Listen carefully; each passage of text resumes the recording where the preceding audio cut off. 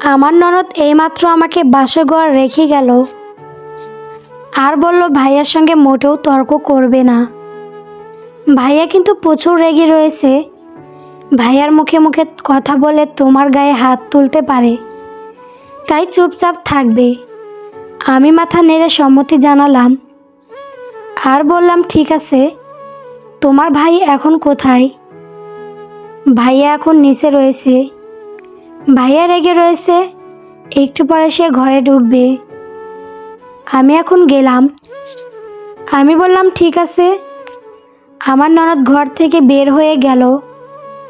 আমার পেটে এখনও ব্যথা করছে। শ্বশুর বাড়ি আসার আগের সময় সৎমা পেটে একটা লাথি মেরেছিল।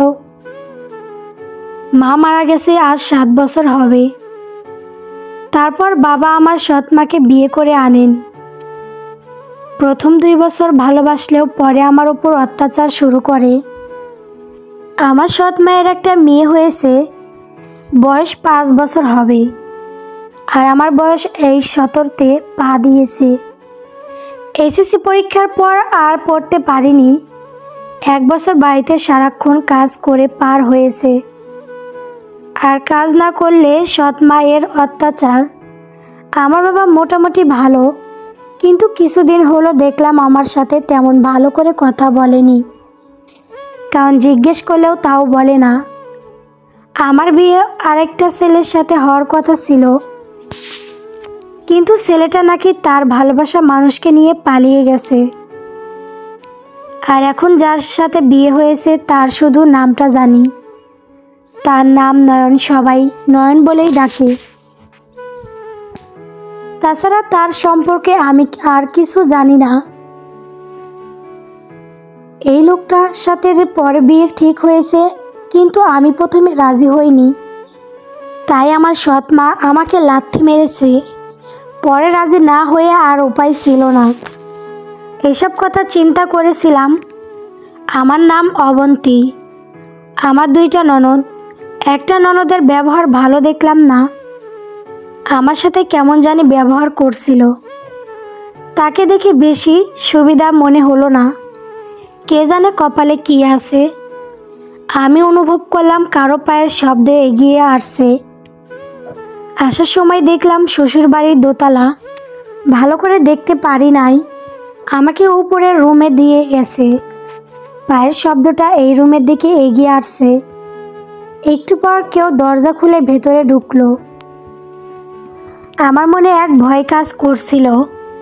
আমি ভাবতে লাগলাম সে যদি এখন স্বামীর অধিকার খাটানোর চেষ্টা করে, আমার তো আর কিছু করার থাকবে না। মনে মনে চাইলাম যেন কপাল ভালো থাকে, কিন্তু আমার এই ইচ্ছা পূরণ হলো না। একটা লোক ভিতরে ঢুকলো। এটাই হয়তো আমার স্বামী। সে দরজা আটকে দিল। আমি ঘোমটাটা টেনে মাথা নিচু হয়ে বসেছিলাম। আমি উঠে গিয়ে তাকে সালাম করতে এগিয়ে গেলাম, কিন্তু সে আমার সালাম নিল না। আমাকে উঠিয়ে বলল, এই মেয়ে তুই কাকে সালাম দিচ্ছিস? আমি খুব ভয় পেয়ে গেলাম, উনি এভাবে কথা বলছে কেন? লোকটাকে দেখে মনে হলো 24 থেকে 25 বছর হবে। এর আগে যার সাথে বিয়ে হওয়ার কথা ছিল তার বয়স 30-এর কাছাকাছি। আমি বললাম এটাই নিয়ম, আমাকে বড়রা শিখিয়ে দিয়েছে। কথাটা বলার সাথে সাথে আমার গালে একটা চড় বসলো। আমি ব্যথায় মুখ দিয়ে কথা বের করতে পারছিলাম না। সে বলল, তুই আমার স্ত্রী হতে চাস তাই না?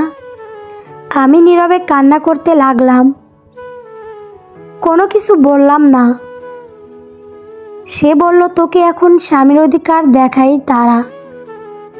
তার মুখ দিয়ে গন্ধ বের হচ্ছিল, মনে হয় নেশা জাতীয় কিছু খেয়েছে, তাই এরকম ব্যবহার করছে। আমি শুধু ভাবলাম উনি যদি আমার সাথে এখন ওসব করে। এসব ভাবতে কান্না চলে আসলো।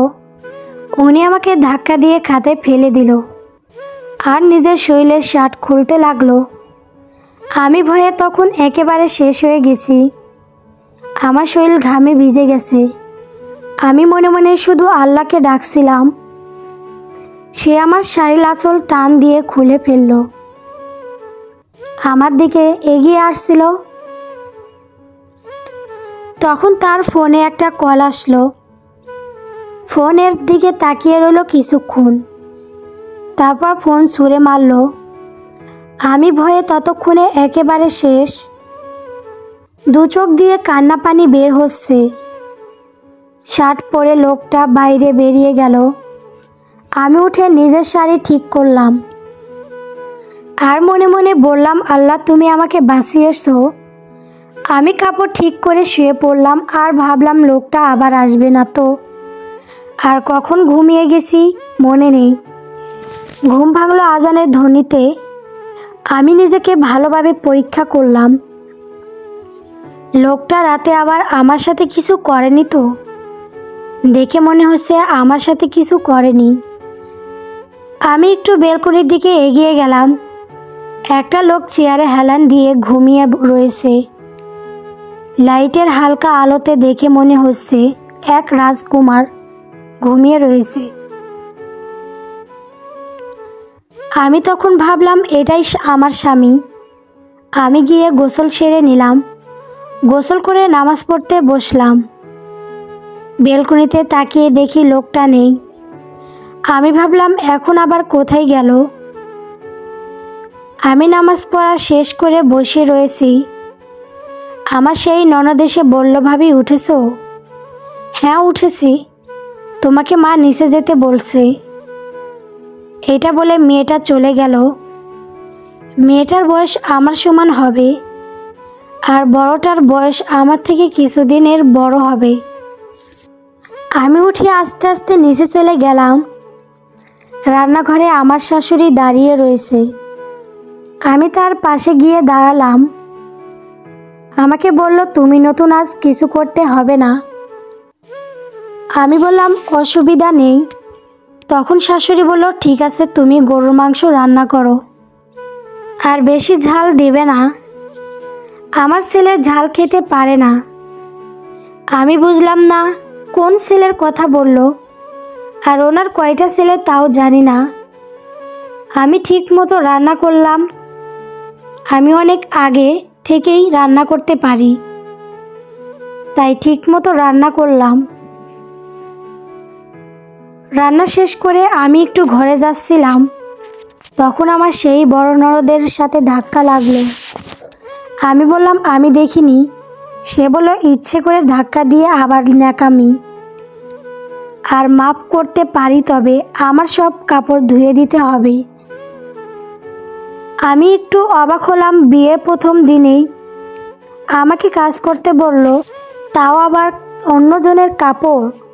আমি বললাম আজকে আমি পারবো না, আমি অন্যদিন ধুয়ে দিব আপু, আজকেই দিতে হবে। আমি বললাম আজ পারবো না। এইটা বলার সাথে সাথেই আমার ননদ আমাকে একটা থাপ্পড় দিল। আমি কিছুক্ষণ চেয়ে রইলাম। কিছু বললে সবাই আমাকে খারাপ বলবে, তাই আমি আর কিছু না বলে দৌড়ে ঘরে গেলাম। বিছানায় গিয়ে কান্না ভেঙে পড়লাম। প্রথম দিনেই আমার ননদের হাতে মার খেতে হলো। বিছানায় মুখ গুজে কান্না করছিলাম। গালটা লাল হয়ে গেছে। ঘরে আমার ননদ কখন এসেছে বুঝতে পারি নাই। আমি কান্না করে যাচ্ছি। পিছন থেকে আমার ননদ আমার কাঁধে হাত রাখলো। আমি তাড়াতাড়ি উঠে চোখ মুছে নিলাম। একই ভাবে তুমি কান্না করছো কেন? আমি কি বলবো বুঝতে পারছিলাম না। তোমাকে কেউ কিছু বলেছে? না, কেউ কিছু বলেনি। বাবা মায়ের কথা খুব মনে পড়ছে। সত্যি বলছো ভাবি? কিছু লুকিও না। হ্যাঁ সত্যি বলছি। আচ্ছা চলো, তোমাকে মা ডাকছে। আমি উঠে নিচে গেলাম। গালটা শাড়ির আঁচল দিয়ে দেখে গেলাম। আমার আগে আমার ননদ শাশুড়ির কাছে গিয়ে কি যেন বলল। আমি গালটা ঢেকে রেখেছি। হঠাৎ আমার শাশুড়ি আমার বড় ননদের কাছে গিয়ে ঠাস করে একটা চড় মারল। আমি অবাক হয়ে গেলাম। আমার শাশুড়ি আমার ননদকে কি যেন বলছে। দুজনের তর্ক লেগেছে। আমি দূরে থাকায় কিছু শুনতে পেলাম না। একটু পর আমার স্বামী বাইরে থেকে আসলো। তার চেহারা রাগী ভাব। এখন সময় 8:30 বাজে। সে এসেই খাবার টেবিলে বসলো। আমি এগিয়ে গিয়ে তাকে খাবার বেড়ে দিলাম, কিন্তু সে আমাকে প্রত্যাখ্যান করে বলল, আমি মাকে খাবার দিতে বলেছি। আমার শাশুড়ি বলল, এখন বউয়ের হাতে খাবার খেতে হবে। আমার শাশুড়ি তাকে খাবার বেড়ে দেয়। একটু পর আমাকে খেতে ডাকলেন। আমি একটা প্লেট নিয়ে বসেছিলাম। তিনি বললেন, আমাদের বাড়ির নিয়ম আছে, তোমায় বিকালে বুঝিয়ে দেব। আমার ননদ আমাকে একটা মাছ দিতে চেয়েছিল, কিন্তু আমার শাশুড়ি বাধা দিয়ে বলল, যদি সবাই খেয়ে মাছ থাকে তাহলে এই বাড়ির মেয়েরা মাছ ও মাংস খেতে পারবে। আমি কিছুটা অবাক হলাম। কোনো কিছু না বলে ডাউল দিয়ে চালিয়ে দিলাম। আমার শাশুড়ি আমাকে ওপরে যেতে বলল। আমি ওপরে গিয়ে বসে রইলাম আর ভাবলাম এটা আবার কোনো নিয়ম। হঠাৎ পিছন থেকে আমার স্বামীর বাঘ শুনতে পেলাম। বলল, অবন্তী, একটা কথা। আমি এগিয়ে বললাম, কি কথা? তোমার বাবা আর বেঁচে নেই, এইমাত্র একজন খবর পাঠালো। আমি কাঁদতে কাঁদতে তাকে জড়িয়ে ধরলাম আর হাউমাউ করে কাঁদতে লাগলাম। অবন্তীর এরকম হঠাৎ করে জড়িয়ে ধরার নয়নের পুরো শরীর কেঁপে উঠল। আজ প্রথম কোনো মেয়ে তাকে এভাবে জড়িয়ে ধরেছে। এর আগে এরকম পরিস্থিতির শিকার হতে হয়নি কখনো। অবশ্য এখন কিছু বলা যাবে না। হঠাৎ করে বাবার মৃত্যুর খবর সহ্য করতে পারেনি।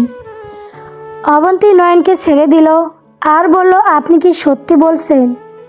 কিছুদিন আগে বাবা আমাকে বলেছিল আমি মনে হয় আর বেশি দিন বাঁচব না।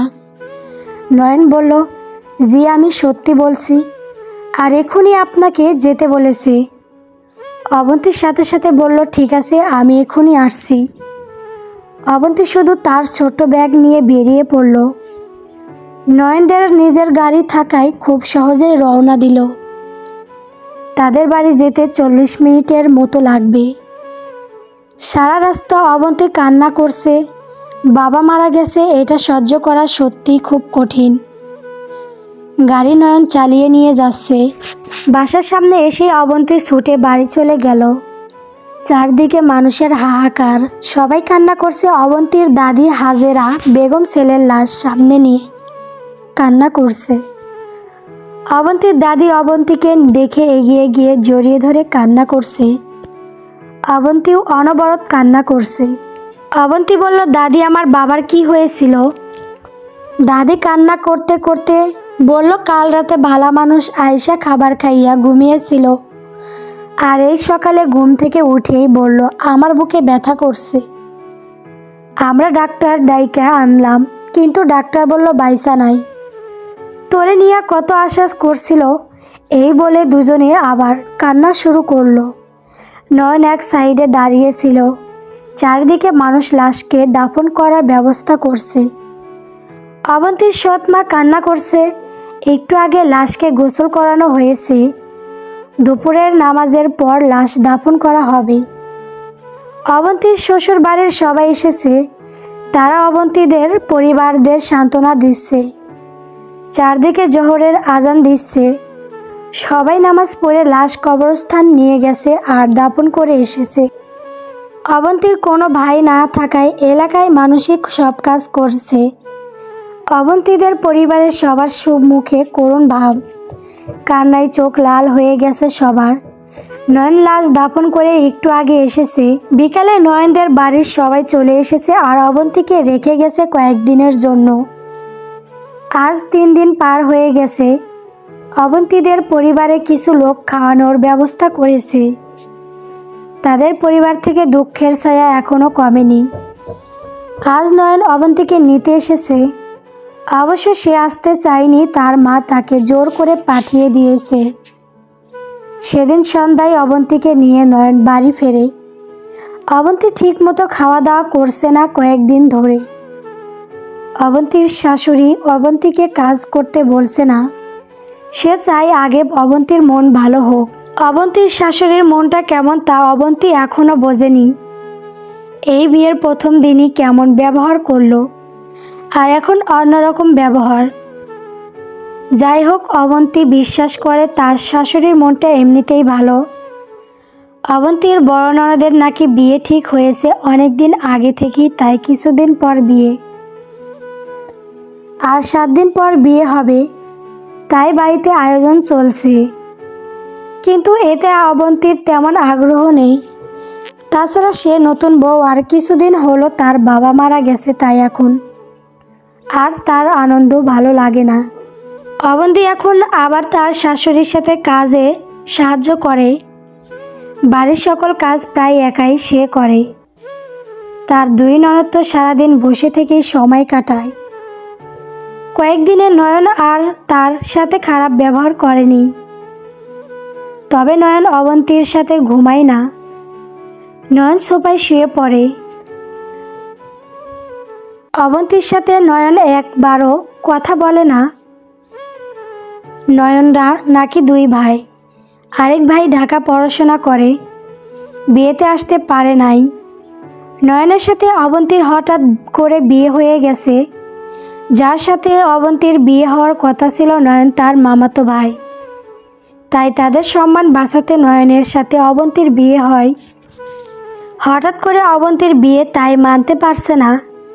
আর নয়ন চাকরি করে, তাই বিয়ের জন্য ছুটি নিয়ে বাড়ি এসেছে। তার বোনের বিয়ের পর চলে যাবে। বাড়িতে মানুষের ভরপুর, আর মাত্র 2 দিন পর বিয়ে। এই সুযোগে সবাই নয়নের বউকেও দেখে যাচ্ছে। অবন্তী এইমাত্র অনেক কাজ করে এসে ক্লান্ত হয়ে গেছে। ঘরে এসে একটু বিশ্রাম নিচ্ছে। পিছন থেকে অবন্তী কারো ডাক শুনতে পেল। ভাবি কেমন আছো? অবন্তী একটু অবাক হলো।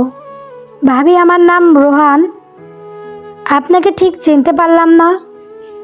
আমাকে আগে দেখেননি, তাই। আপনার পরিচয় একটু দেন। আমি তোমার একমাত্র দেবর, আর আমাকে আপনি করে বলছো কেন? ও আচ্ছা, মনে পড়ছে, মা বলেছিল। আসলে আমার মনে ছিল না। ঠিক আছে, কোনো সমস্যা নেই। কখন এসেছো তুমি? এই তো ভাবি, একটু আগে, পরে কথা হবে।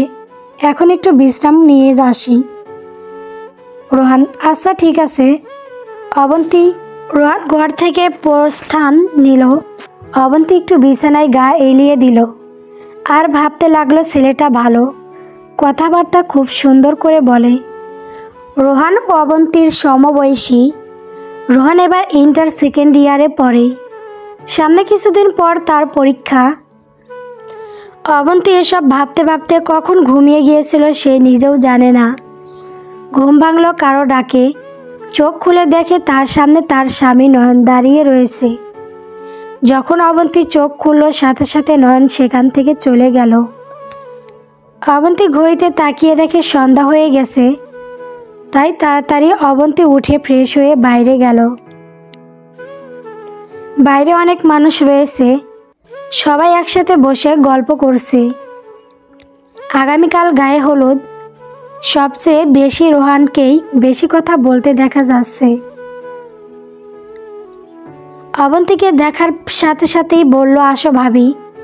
অবন্তী তাদের দিকে এগিয়ে গেল। রোহান বলল, ভাবি, সবাই কাল কোন পারফরমেন্স করবে তাই সিদ্ধান্ত নিচ্ছে। অবন্তী বলল, ও আচ্ছা।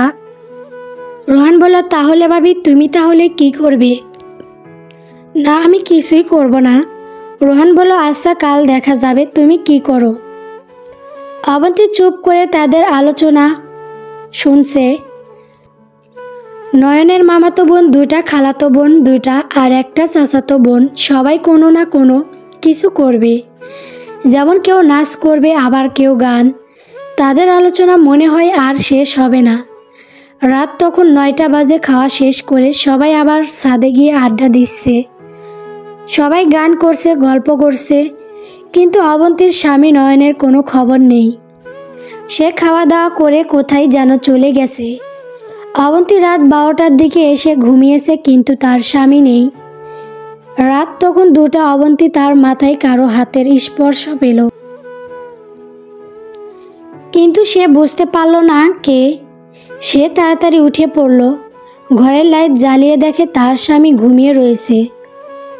অবন্তী ভাবল হয়তো তার স্বামী নিজের এসেছিল। আর এখন ঘুমানোর অভিনয় করছে। কিন্তু অবন্তীর সারা রাত আর ঘুম আসলো না। পরের দিন সবাই গায়ে হলুদের আয়োজন করছে। সবাই হলুদ শাড়ি পরেছে। অবন্তী নিজেও শাড়ি পরেছে। অবন্তীকে হলুদ শাড়ি পরা অবস্থায় সত্যি সুন্দর লাগছে। সবাই মেয়েকে হলুদ লাগিয়ে দিচ্ছে। অবন্তী সবার নাচ গান করা দেখছিল। হঠাৎ কোথা থেকে একটা ছোট্ট মেয়ে এসে অবন্তীকে একটা চিঠি দিয়ে বলল, একজন তোমাকে দিতে বলেছে। মেয়েটা কে তা অবন্তী চেনে না। সে চিঠিটার ভাঁজ খুলল। চিঠিতে লেখা, প্রিয় অবন্তী, তোমার হলুদ শাড়িতে অপরূপ লাগছে। মনে হচ্ছে কোনো পরী দাঁড়িয়ে রয়েছে। তুমি সত্যি খুব সুন্দর।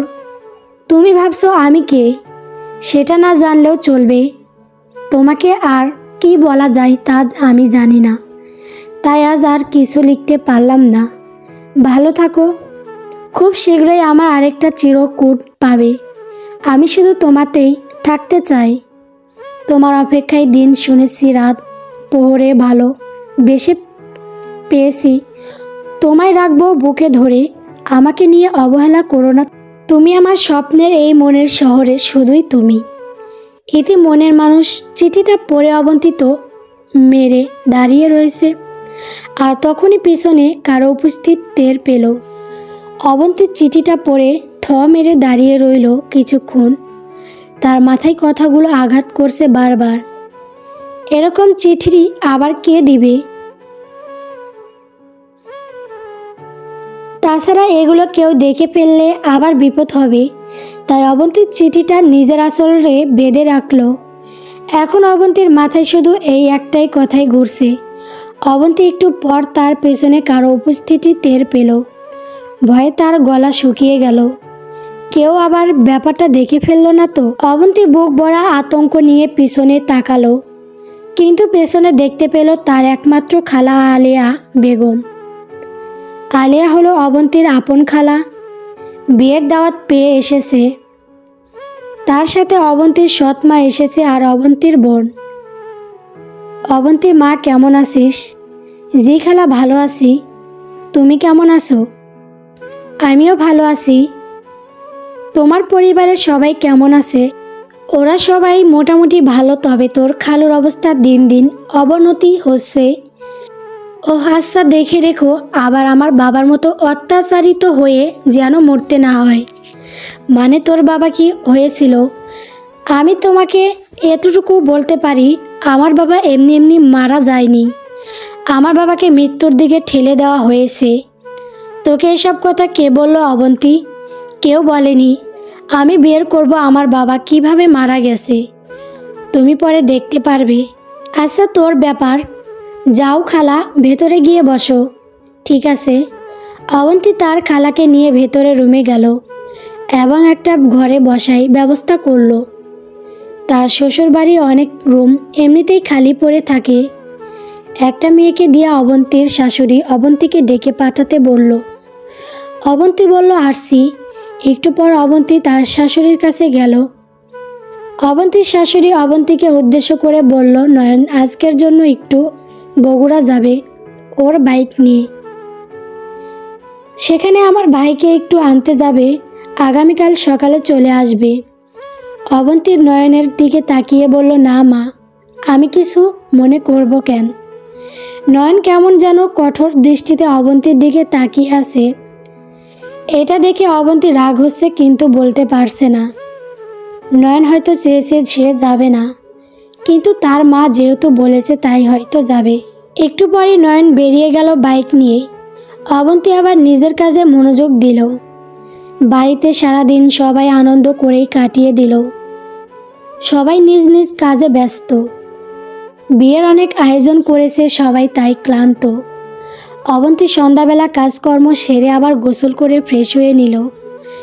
কয়েকদিন ধরে তার শাশুড়ি তাকে ভালোই খেতে দিচ্ছে। প্রথম দিনের মতো নিয়ম মানতে হচ্ছে না, যা অবন্তীর জন্য ভালোই হয়েছে।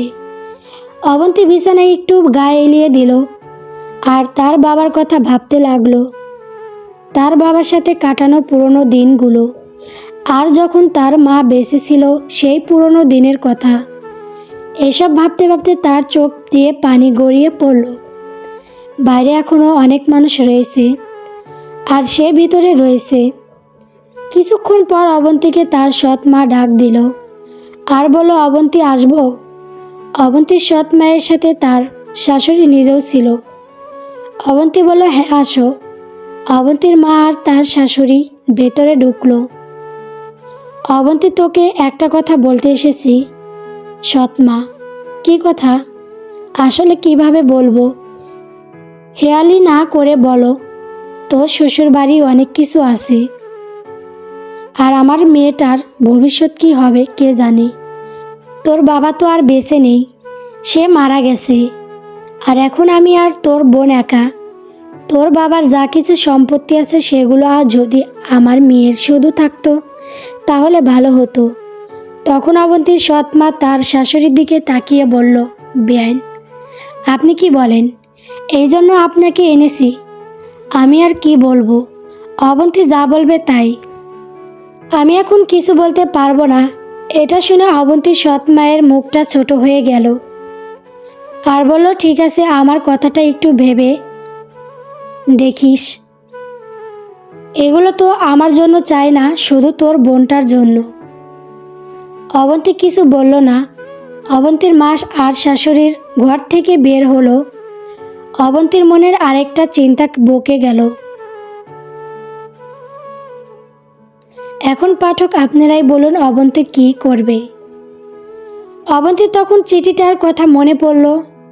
সে চিঠিটা বের করে আবার পড়ল। অবন্তী ভাবল তার স্বামীর হাতের লেখা নাকি চেক করা যাক। তাই অবন্তী নয়ন ডায়েরির খাতা খুঁজতে লাগলো, কিন্তু দুঃখের বিষয় কিছুই পেল না। অবন্তী মনে মনে বলল, লোকটা কোথায় রাখতে পারে এগুলো, কিন্তু কোথাও পেল না। তখন আবার কেউ অবন্তীকে ডাক দিল। অবন্তী দরজার দিকে তাকিয়ে দেখে তার ননদ আর রোহান। ভাবি, তোমার কোনো খবর নেই কেন?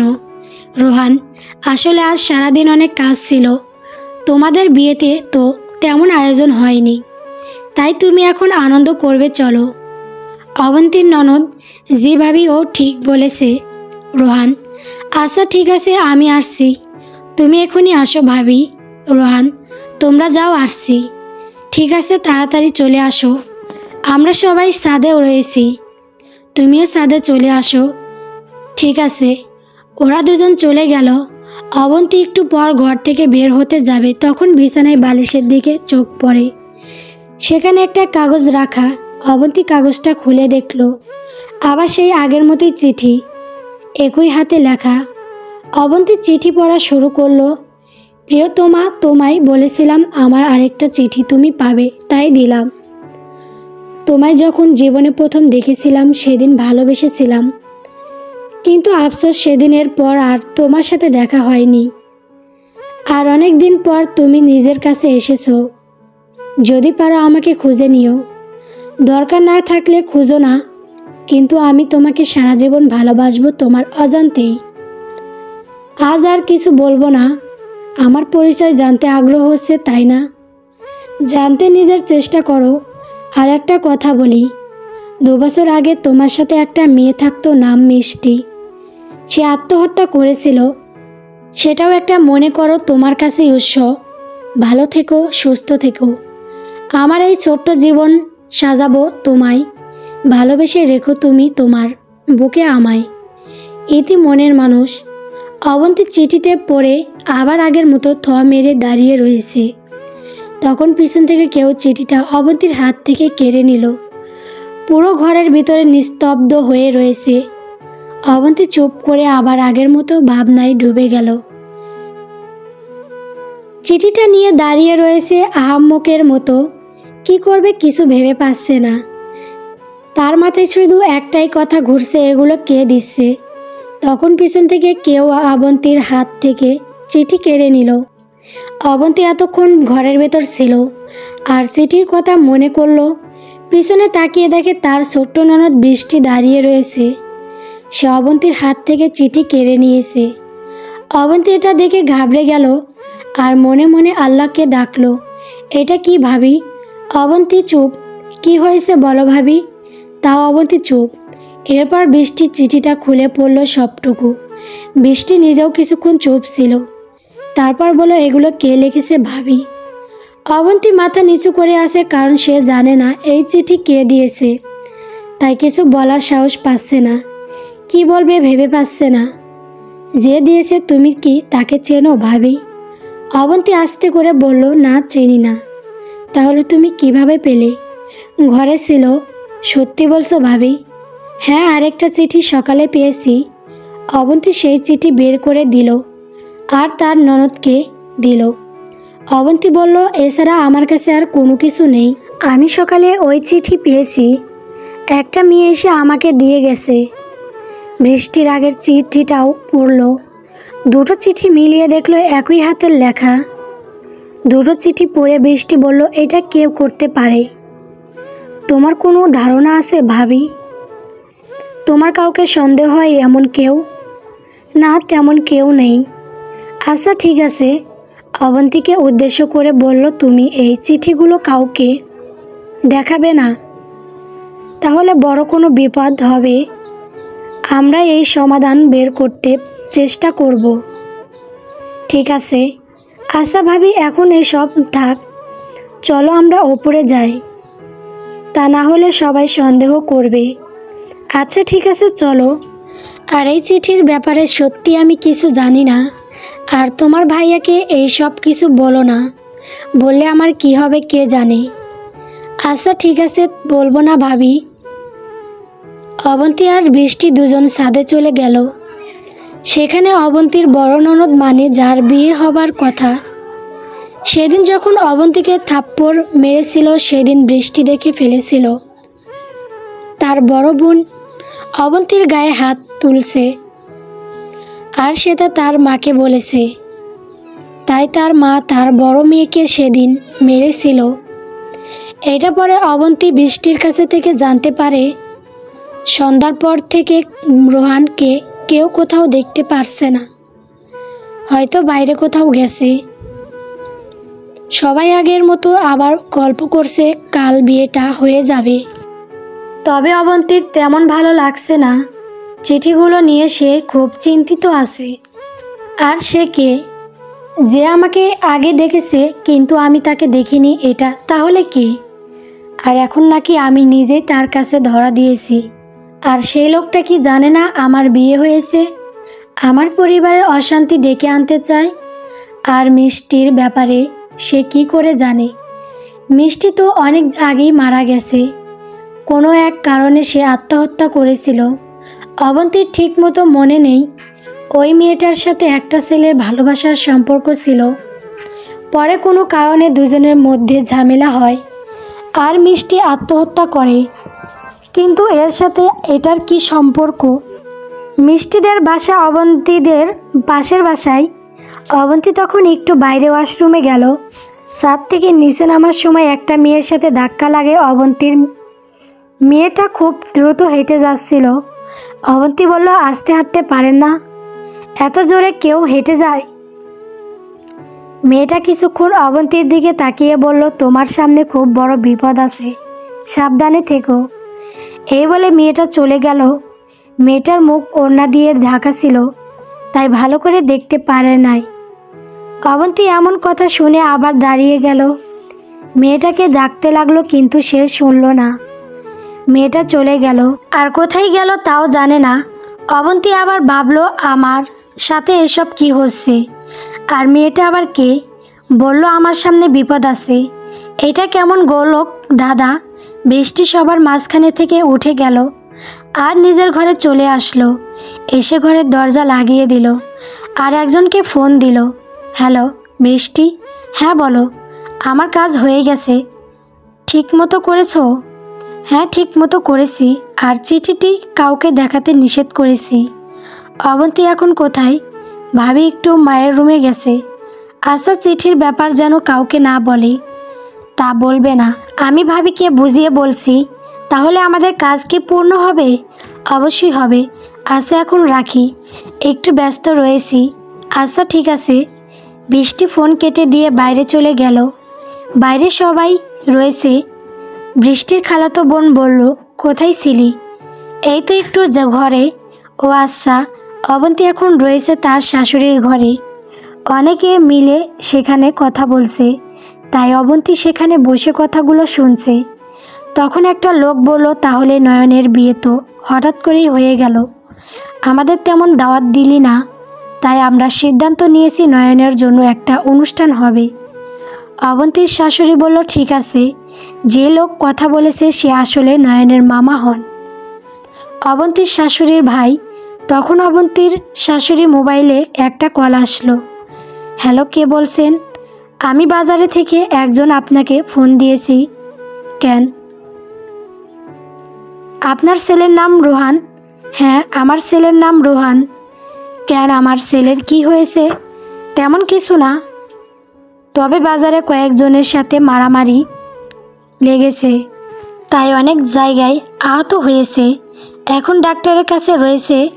আপনি কি বলছেন এসব? আমার ছেলের কি হয়েছে আমি আসছি। আচ্ছা আসুন। ফোন লোকটা কেটে দিল। সবাই কথাগুলো শুনল এবং অনেকেই বাজারে চলে গেল। রাত তখন প্রায় 12টা 1টা। ছেলে দৌড়ে এসে উঠোনে বলল, খুন হয়েছে, খুন, একটা লোক খুন হয়েছে। এটা শুনে সবাই আতঙ্কিত হয়ে গেল আর অনেকে বাড়ির উঠোনে গিয়ে জমা হলো। অবন্তীর শাশুড়ি আর কিছু লোক মিলে রোহানকে আনতে গেল। তখন রাত 9টার মতো বাজে। বাড়িতে ছিল অনেক মানুষ। রোহানকে নিয়ে সবাই 10টার দিকে এসেছে। ছেলেটার অনেক জায়গায় কাটা, কপালেও কাটা আছে। সবাই এগিয়ে গেল ওদের দিকে। এরকম হওয়ার কারণ জানতে চাইল। অবন্তীর শাশুড়ি বলল, খেলা নিয়ে নাকি কয়েকজনের সাথে হাতাহাতি হয়, তারপর সবাই বড় মারামারি করে ফেলে।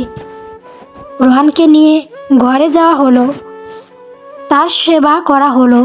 পরে রোহানের জন্য ঘরে খাবার পাঠানো হলো। সবাই খাওয়া দাওয়া করে ঘুমাতে গেল। কাল বাড়িতে বিয়ে, তাই আবার সকালে উঠতে হবে, অনেক কাজ বাকি কাল সব কিছুর ব্যবস্থা করতে, তাই সবাই ঘুমাতে গেল। রাত 12টার দিকে হঠাৎ সবাই ঘুম থেকে উঠে পড়ল। কেউ বাড়ির উঠোনে চিল্লাচিল্লি করে বলছে, বাড়িতে কে আসেন? এখানে খুন হয়েছে, খুন হয়েছে, সবাই তাড়াতাড়ি বাইরে আসুন, আপনাদের বাড়ির সামনে খুন হয়েছে, তাড়াতাড়ি দরজা খুলুন। এছাড়াও বাইরে কিছু মানুষের আওয়াজ শুনতে পেল অবন্তীর শ্বশুর বাড়ির সবাই। ততক্ষণে ঘুম থেকে উঠে পড়েছে। সবাই উঠে গিয়ে দরজা খুলে দেখে বাইরে কয়েকজন মানুষ দাঁড়িয়ে রয়েছে। অবন্তীর শাশুড়ি বলল, কি হয়েছে এখানে? আপনারা ডাকাডাকি করছেন কেন? এখানে একটা খুন হয়েছে। লোক? কি খুন? অবন্তীর শাশুড়ি, যে খুন হয়েছে তাই আপনাদের বলছি, কোন জায়গায় হয়েছে? এই তো আপনাদের গেটের সামনে।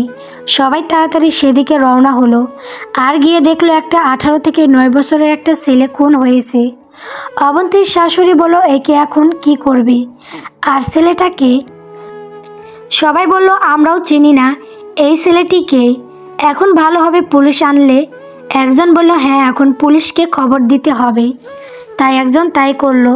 সে পুলিশকে ফোন দিয়ে সমস্ত ঘটনা খুলে বলল আর জায়গার কথা বলল।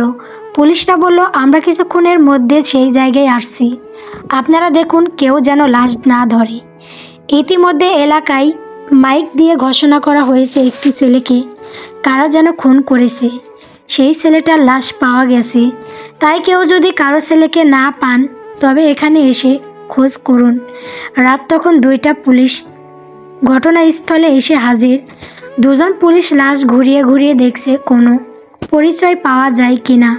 কোনো তথ্য পাওয়া গেলে ভালো হতো, কিন্তু কিছু পাওয়া গেল না। শুধু কিছু টাকা ছিল ছেলেটির কাছে।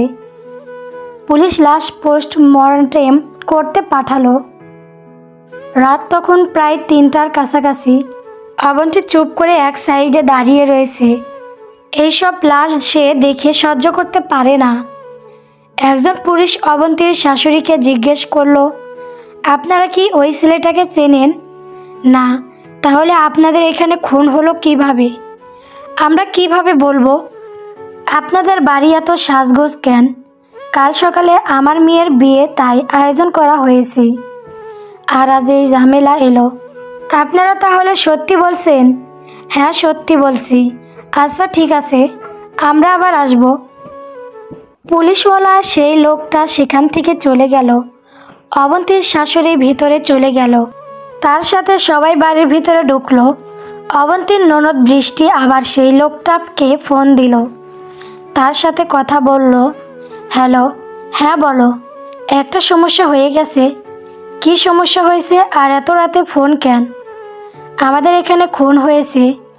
কি খুন হয়েছে, কিভাবে আর কে? বাড়ির সবাই ঠিক আছে তো? কি হয়েছে সব ঘটনা খুলে বলো। এরপর বৃষ্টি সব কথা তাকে খুলে বলল। শুরু থেকে যা কিছু হয়েছে, ছেলেটাকে খুন হলো, আমি নিজেও জানি না। আচ্ছা ঠিক আছে। বৃষ্টি আর সেই লোকটার কথা কখন শেষ হলো, বৃষ্টি বাইরে চলে গেল। দেখলো সবাই ড্রয়িং রুমে বসে রয়েছে। বৃষ্টি গিয়ে সেখানে তার মাকে উদ্দেশ্য করে বলল, মা এটা কেমন ভেজাল, আমাদের বাড়ির সামনে এসেই তাকে খুন হতে হলো। কি জানি না, আমি নিজেও সেটা ভাবছি। তো এখন কি করা যায় মা? কি আর করব আমরা, যা করার পুলিশ করবে, আমাদের কিছু করার নেই এখানে। আচ্ছা ঠিক আছে মা। এটা বলে বৃষ্টি উপরের রুমে চলে গেল। বাইরে এখনও অনেক মানুষের আনাগোনা চলছে। লাশ পোস্টমর্টেম করে নেওয়ার জন্য অ্যাম্বুলেন্স এসেছে। কয়েকজন মিলে লাশ গাড়িতে তুলে দিল। সবাই সেখানে দাঁড়িয়ে দেখছে। পুরো গ্রামের মানুষের কাছে এই ঘটনাটা ছড়িয়ে পড়েছে। সবাই দেখতে এসেছে। একজন পুলিশ অবন্তীদের শ্বশুরবাড়ির দিকে এগিয়ে আসছে। সে এসে অবন্তীর শাশুড়ির খোঁজ করলো। একটু পর অবন্তীর শাশুড়ি এসে হাজির হলো। পুলিশ অফিসার বলল, আমি ওই থানায় ওসি। আপনাদের এখানে খুন হয়েছে, তাই একটু তদন্ত করতে হবে। অবন্তীর শাশুড়ি বলল, ঠিক আছে, আপনাদের বাড়ির সামনে যেহেতু খুন হয়েছে, তাই আপনাদেরকে থানায় যেতে হবে। আপনাদের নাম কেস হতে পারে। আর আপনার বাড়িতে যেহেতু অনুষ্ঠান চলছে, অনেক মানুষ রয়েছে এখনও আপনাদের বাড়িতে, এদের ভিতর কেউ যদি খুন করে, আমার ধারণা মতো কোনো কারণে এই আপনাদের বাড়িতে অবস্থান করা কোনো লোক এই কাজ করেছে। এটা কি বলছেন অফিসার? হ্যাঁ আমি ঠিক বলছি। আমাদের বাড়ির কেউ এসব কখনো করবে না, বলা যায় না, করতেও পারে। আমার মনে হয় অফিসার সাহেব, এটা বাইরের কেউ খুন করেছে। আচ্ছা ঠিক আছে, দেখা যাক। ওসি তাদের বলে সেখান থেকে বিদায় নিল। অবন্তীর শাশুড়ি আরেক চিন্তায় মগ্ন হলো, যদি কোনো কারণে তার মেয়ের বিয়ে ভেঙে যায় তো কী হবে। এইসব ভাবনা তাকে ছিঁড়ে খাচ্ছে। বাড়িতে সবাই আছে কিন্তু অবন্তী নেই, এটা কারো মনে নেই। সবাই এই ঘটনা নিয়ে ভাবছে। আগামীকাল বাড়িতে বিয়ে আর আজ এরকম একটা ঘটনার সম্মুখীন হতে হচ্ছে। এখন এটা নিয়ে কি করা যায় তাই নিয়ে সবাই দুশ্চিন্ত। হঠাৎ বৃষ্টির অবন্তীর কথা মনে পড়ল। বৃষ্টির অবন্তীদের ঘরের দিকে রওনা হলো। ঘরে গিয়ে দেখে অবন্তী কোথাও নেই। বৃষ্টির মনে এক আশঙ্কা ঢুকলো। বৃষ্টি সব জায়গায় অবন্তীর খোঁজ করলো কিন্তু কোথাও পেল না। শেষে বাইরের গিয়ে সবাইকে ব্যাপারটা বলল। সবাই তখনই সারা বাড়ি খোঁজ করতে লাগলাম। অবন্তীকে কোথাও পাওয়া যাচ্ছে না। প্রত্যেকটা ঘর ঘুরে ঘুরে দেখছেন সবাই, কিন্তু কোথাও পাচ্ছে না। বাইরে দিয়ে খোঁজ হচ্ছে। অবশেষে সবাই ব্যথা হয়ে ফিরে এলো। অবন্তীকে খুঁজে পাওয়া যাচ্ছে না। একজন অবন্তীর মায়ের বাড়িতে খবর পাঠালো। অবশেষে একজন এসে বলল, অবন্তীকে পাওয়া গেছে। বাড়ির পাশে যে নদীটা আছে সেখানে একা বসে রয়েছে। সবাই অবাক হয়ে বলল, এত রাতের নদীর পাড়ে কি করে? অবন্তীর শাশুড়ি বলল, তাড়াতাড়ি চলো, আমাদের এখনই যেতে হবে। রোহান নিজেও বলল, হ্যাঁ মা চলো তাড়াতাড়ি। কয়েকজন মিলে নদীর পাড়ে উদ্দেশ্য রওনা হলো। তারা গিয়ে দেখলো অবন্তীর সাথে একটা মেয়ে বসে রয়েছে। মেয়েটার বয়স 10-এর মতো হবে। রোহান অসুস্থ শরীর নিয়ে এগিয়ে গিয়ে বলল, ভাবি তুমি এত রাতে এখানে কেন? অবন্তী আস্তে করে উত্তর দিল, এমনি রয়েছি। সবাই কিছুটা অবাক হয়ে গেল। অবন্তীর শাশুড়ি বলল, এত রাতে কেউ এমনি নদীর পাড়ে আসে? মাথা খারাপ হয়ে গেছে নাকি তোমার? আর এই মেয়েটা কে? অবন্তী উত্তর দিল, একটু আগে যে ছেলে খুন হয়েছে এটা তার মেয়ে, এবং তার স্ত্রী একটু আগে এই বর্ষার ভরা পানিতে আত্মহত্যা করেছে। সবাই আতঙ্কিত হলো আর তার শাশুড়ি বলল, আত্মহত্যা করেছে? তুমি কি করে জানলে? আমার পাশে যে মেয়েটা রয়েছে এই মেয়েটা বলেছে কিছুক্ষণ আগে, তাই এই মেয়েটার কাছ থেকে সব কিছু শুনছি। যে লোকটা মারা গেছে সে প্রচুর মাদকাসক্ত ছিল এবং বিভিন্ন অন্যায় কাজের সাথে লিপ্ত ছিল। তার স্ত্রী অনেক আগে থেকে এইসব সহ্য করছে, কিন্তু আজ আর সহ্য করতে পারে নাই। এই মেয়েটার বাড়ি এই 2 গ্রাম আগের গ্রামে। ওদের গ্রামের নাম হাড়িভাঙ্গা। আর এই মেয়েটার বাবা আজ এই রাস্তা দিয়ে একটা মেয়ের সাথে খারাপ কাজ করতে যাচ্ছিল, আর মেয়েটার মা লোকটার পিছু নেয়, আর এত দূর আসার পর তাকে হয়তো পিছন থেকে ছুরি দিয়ে আঘাত করে। অবন্তী তার শাশুড়িকে বলল, মেয়েটা আমাকে ভালো করে বলতে পারে নাই। অবন্তীর শাশুড়ি বলল, এই মেয়েটা কিভাবে আসলো? মেয়েটা ওর মায়ের সঙ্গে এসেছে। ওর মা খুন করার পর ওকে এখানে রেখে এই ভরা নদীর পানিতে ঝাঁপ দেয়, আর তখন থেকেই মেয়েটা কান্না করছে। মেয়েটা কান্না করতে করতে আমাদের বাড়ির সামনে এসেছিল, আমি দেখেছিলাম। তখন মেয়েটা আমাকে সম্পূর্ণ ঘটনা খুলে বলল, তবে ভালো করে বলতে পারে নাই। ততক্ষণে সেখানে লোক জড়ো হয়ে গেছিল। এখন সময় ভোর 4টার বেশি বাজে। নয়ন এই খুনের ব্যাপারটা জানতে পেরেছে, তাই সে অনেক আগেই বাইক নিয়ে রওনা দিয়েছে এবং ইতিমধ্যে সে চলে এসেছে। কয়েকজন লোক মিলে নদীতে খুঁজতে লাগলো কোথাও লাশ দেখা যায় কিনা। অবন্তী মেয়েটাকে নিয়ে তার ঘরে চলে গেল। মেয়েটাকে দেখে তার মায়া হচ্ছে। ঠিক এরকমই বয়সেই সে তার মাকে হারিয়ে ফেলে। নয়ন ঘরে এসে অবন্তীকে দেখে খুশি হয়ে গেল আর বলল, তুমি নাকি কাউকে না বলে কোথাও চলে গিয়েছিলে? পিছন থেকে নয়নের কণ্ঠ শুনতে পেয়ে অবন্তী চমকে যায়। এখন তার স্বামী কোথায় থেকে আসলো? নয়ন বলল, বৃষ্টি আমাকে ঘটনা যখন ঘটেছে তখনই আমাকে ফোন করে জানিয়ে দিয়েছিল, আর আমি তখনই রওনা দিয়েছিলাম। নয়ন একটু অবন্তীর দিকে এগিয়ে গেল এবং বলল, অবন্তী, আমি এই পর্যন্ত কাউকে ভালোবাসিনি, শুধু একটা মেয়েকে ছাড়া, আর সেই মেয়েটি হলো তুমি। আমি যখন আমার নানা বাড়িতে গিয়েছিলাম 2020 সালের দিকে, তোমাকে আমি তোমাদের সেই স্কুলের সামনে প্রথম দেখেছিলাম। বিশ্বাস করো, সেদিনের পর আমি তোমাকে খুঁজতে গিয়েছিলাম, কিন্তু কিছুদিন পর করোনার কারণে সব স্কুল কলেজ বন্ধ হয়ে যায়। তারপর তুমি আর স্কুলে আসোনি, তোমায় আর খুঁজতে পারি নাই। আমার নানা বাড়িতে ওইখানে কারোর সাথে বেশি পরিচয় ছিল না, তাই তোমার কথা কাউকে বলতে পারি নাই। অবন্তীর হঠাৎ সেই চিঠির কথা মনে পড়ে। অবন্তী, আমি তোমাকে 2টো চিন্তা দিয়েছিলাম, 2টো চিঠি আমি তোমাকে দিয়েছিলাম। আর চিঠিতে মিষ্টি নামে যে মেয়েটার কথা বলা হয়েছে সেই মেয়েটি আমার চাচাতো বোনের বান্ধবী ছিল, আর আমার চাচাতো ভাইয়ের সাথে তার সম্পর্ক ছিল। কিন্তু কোনো এক কারণে সেই মেয়েটি আত্মহত্যা করে, তাই আমি তোমাকে কিছুটা ইঙ্গিত দিয়েছিলাম।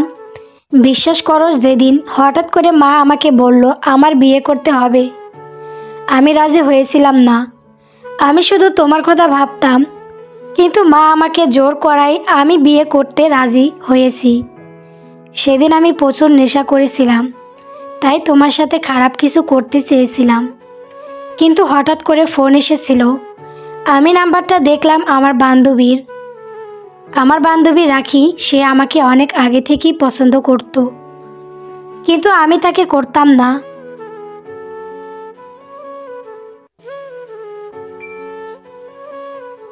তাই রাতে তার নাম্বার থেকে ফোন আসায় রাগ হয়েছিল আর ফোন ছুঁড়ে মেরেছিলাম।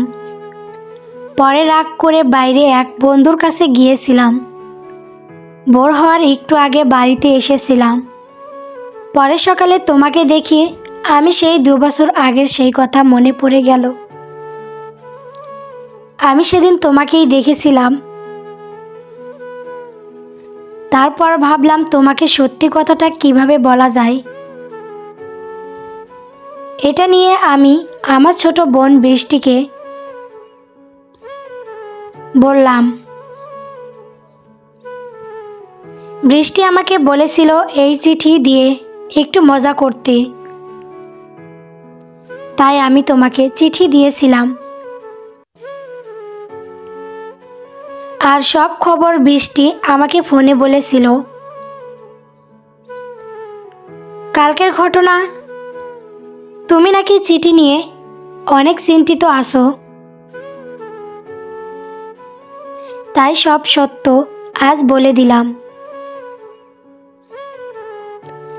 আজ আমি সত্যি বলছি, তোমাকে ছাড়া আমি জীবনে ভালো থাকতে পারবো না। অবন্তী তখন কেঁদে দিল আর বলল, সত্যি আপনি আমাকে ভালোবাসবেন? এরকম ভাবে কথা আগে আমাকে কেউ বলেনি। নয়ন বলল, হ্যাঁ, আমি শুধু তোমাকেই ভালোবাসতে চাই। নয়ন আর অবন্তী দুজনকে জড়িয়ে ধরল। এক অন্যরকম অনুভূতি দুজনের মধ্যে দিয়ে বয়ে গেল। তখন চারদিকে ফজরের আজান দিল। দুজনকে ছেড়ে দিল। হঠাৎ অবন্তী সেই মেয়েটির কথা মনে হলো। বিছানার দিকে তাকিয়ে দেখে মেয়েটি কখন যেন ঘুমিয়ে গেছে। অবন্তী মনে মনে লজ্জা পাচ্ছে, মেয়েটা আবার এসব কিছু দেখে ফেলেনি তো। অবন্তী আর নয়ন বাইরে গেল। মেয়েটার মার লাশ খুঁজে পাওয়া গেছে। সেই ওসি এসে অবন্তীর কাছ থেকে সব কিছু শুনল এবং মহিলার লাশ নিয়ে চলে গেল। সকাল হতে মেয়েটার নানা আর কিছু লোক এসেছিল নয়নের বাড়িতে। এসে সব কিছু শুনে মেয়েটাকে সাথে করে নিয়ে যায়। সেদিন তার বড় ননদের বিয়ে হয়ে গেল। সবাই তাকে বিদায় দিয়ে দিল। অবন্তীর শাশুড়ি অনেকক্ষণ কান্না করল। বাড়ির সবাই আস্তে আস্তে কমে গেল। সব অতিথি বাড়ি থেকে চলে গেল। কয়েকজন অতিথি শুধু ছিল। সেদিন রাতে বাড়ির সবাই রাত 12টার দিকে ঘুমিয়েছিল। তবে অবন্তী আর নয়নের মধ্যে এক অন্যরকম সম্পর্ক গড়ে ওঠে। তারা দুজন সেদিন এক হয়ে গিয়েছিল। পৃথিবীর সমস্ত ভালোবাসা যেদিন তাদের মধ্যে এসেছিল। এর কিছুদিন পর নয়ন বাঁকা তার কর্মস্থলে চলে গেল এবং সাথে অবন্তীকে নিয়ে গেল। বাড়ির সবাই খুশি হয়েছিল নয়ন আর অবন্তীর মিল হয়। অন্যদিকে অবন্তীর জীবন সুখে কাটছিল। তবে বাড়ির কথা মনে হলে তাদের মন খারাপ হয়ে যেত। আজ 5 বছর পর অবন্তী আর নয়নের 5 বছর পূর্ণ হলো সংসার জীবনে। এ কদিনে অনেক কিছুই পরিবর্তন হয়েছে। তাদের 4 বছরের একটা মেয়ে হয়েছে। নাম তার জান্নাতুল ফেরদৌস দৃষ্টি। অবন্তীর শাশুড়ি 1 বছর আগে মারা গেছে। নয়ন অফিস করে এসেই তার মেয়েকে নিয়ে শয়তানি করতে লাগলো। আর অবন্তীর জন্য গিফট এনেছে। আজ তাদের বিবাহ বার্ষিকী। অবন্তী নিজেও নয়নের জন্য গিফট কিনেছে। রাত 10টা। অবন্তী আর নয়ন একটা কেক নিয়ে দুজন দাঁড়িয়ে রয়েছে। এখন তারা কেক কাটবে। অবন্তী আর নয়ন কেক কাটলো। দুজনকে খাইয়ে দিল। নয়ন নিজের হাতে করে অবন্তীকে খাইয়ে দিল আর অবন্তী নিজেও তাই করলো। নয়ন অবন্তীকে শাড়ির প্যাকেট বাড়িয়ে দিল আর অবন্তীকে একটা গোলাপ দিয়ে বলল, আমি তোমাকে সেদিন প্রথম দেখাই ভালোবেসেছিলাম, কিন্তু তোমাকে হারিয়ে ফেলেছিলাম। হঠাৎ তুমি নিজেই আমার কাছে ধরা দিয়েছিলে। সেই থেকে আমি তোমাকে আরও বেশি করে আপন করে নিয়েছি। তোমায় আমি এই মন দিয়ে ভালোবেসেছি। আজ আমাদের সংসারের 5 বছর পূর্ণ হলো, কিন্তু আমাদের ভালোবাসা আগের মতো রয়েছে। আমি তোমাকে এইভাবে চিরজীবন ভালোবাসতে চাই। তোমার জন্য সব কিছু করতে পারবো। তুমি শুধু আমাকে ছেড়ে কখনো যাবে না অবন্তী। তুমি আমাকে এটার কথা দাও। আমি তোমাকে ছাড়া কখনো বাঁচব না। আর যদি মারাও যাই তবু মৃত্যুর পর তোমার জন্য অপেক্ষা করব। এ জীবনে যেমন একসাথে রয়েছি, মৃত্যুর পরের জীবনেও শুধু তোমারই থাকতে চাই।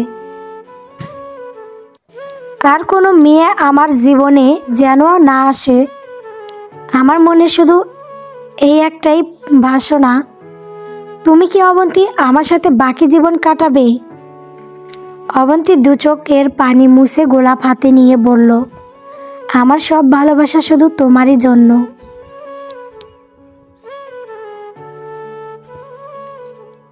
আমি বিয়ের আগে কোনো ছেলের দিকে ঘুরেও তাকাই নাই। শুধু সবটুকু ভালোবাসা আমার স্বামীর জন্য রেখেছি। আর তুমি সেই আমার ভালোবাসার মানুষ, যার সাথে এত দিন সংসার করেছি এবং তোমার নার সাথে ভবিষ্যতের সংসার করব। তুমি যদি না থাকতে তবে আমার বেঁচে থাকা অচল হয়ে যাবে। আমি তোমাকে ছাড়া কখনো থাকতে পারবো না। তুমি ছাড়া এই অবন্তী অচল। তোমার আমার ভালোবাসা কখনো অপূর্ণতা পাবে না। তুমি ছাড়া এই জীবনে আমারও দ্বিতীয় কোনো পুরুষ আসবে না। তুমি ছিলে আমার জীবনের প্রথম পুরুষ এবং আছো, আর ভবিষ্যতে তুমি থাকবে।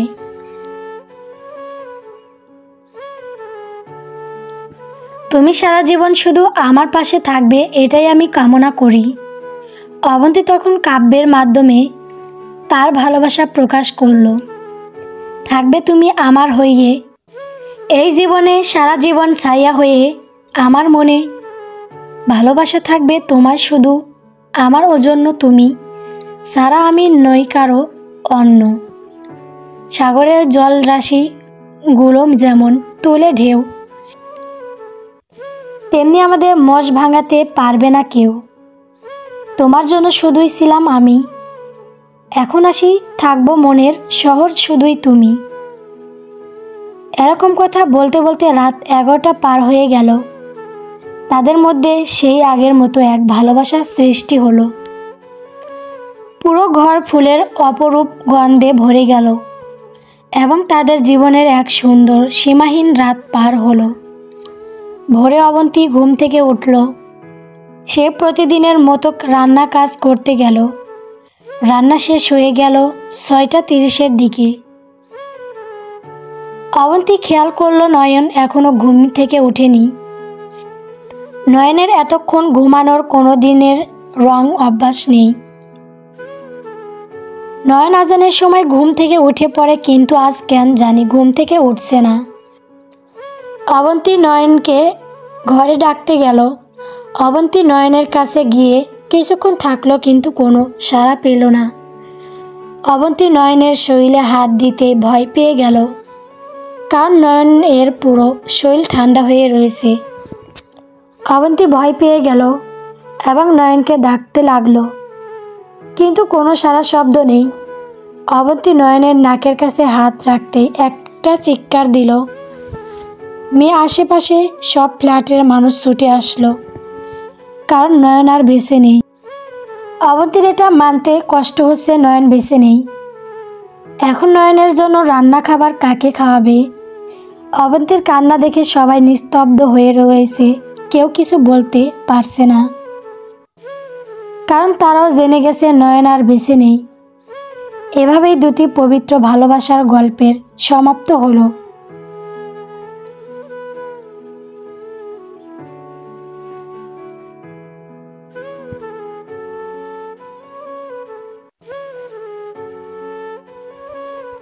গল্প মনের শহরে শুধু তুমি।